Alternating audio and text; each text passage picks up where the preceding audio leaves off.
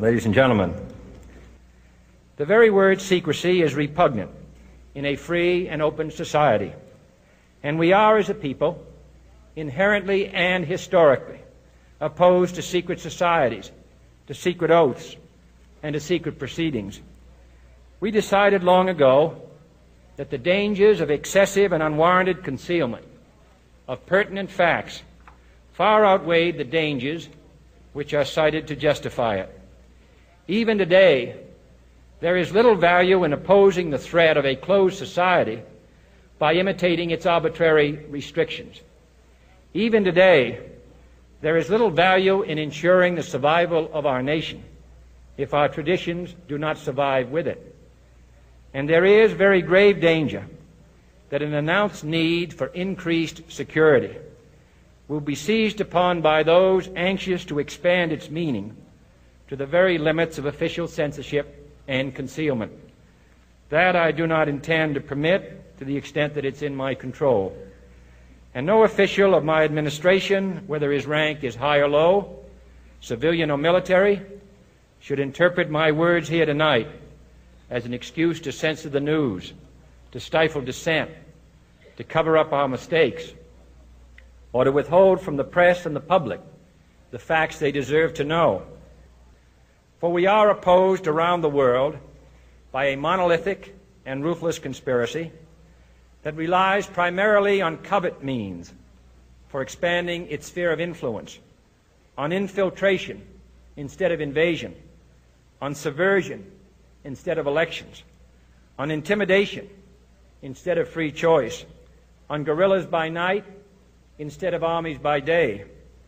It is a system which has conscripted vast human and material resources into the building of a tightly knit, highly efficient machine that combines military, diplomatic, intelligence, economic, scientific, and political operations. Its preparations are concealed, not published. Its mistakes are buried, not headlined. Its dissenters are silenced, not praised. No expenditure is questioned, no rumor is printed, no secret is revealed.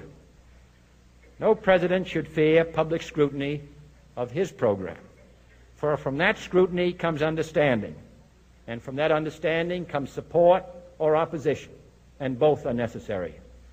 I am not asking your newspapers to support an administration, but I am asking your help in the tremendous task of informing and alerting the American people.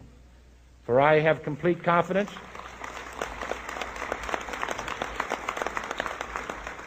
in the response and dedication of our citizens whenever they are fully informed.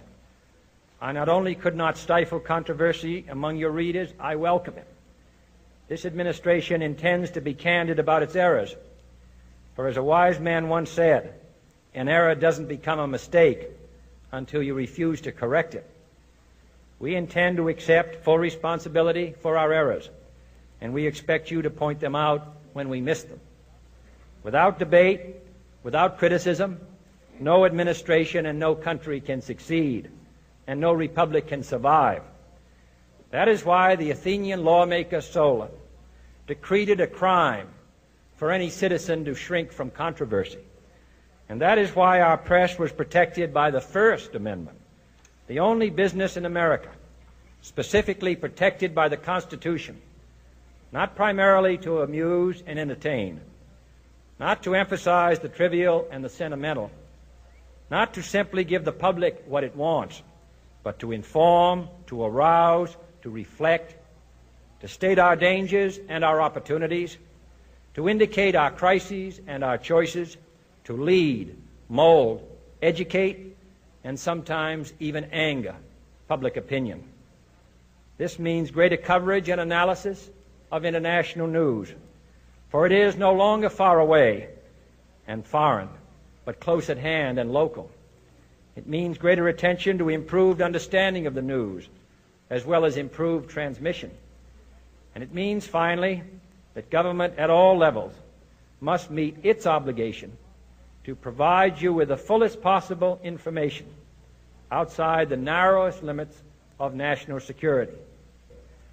And so it is to the printing press, to the recorder of man's deeds, the keeper of his conscience, the courier of his news, that we look for strength and assistance, confident that with your help, man will be what he was born to be, free and independent.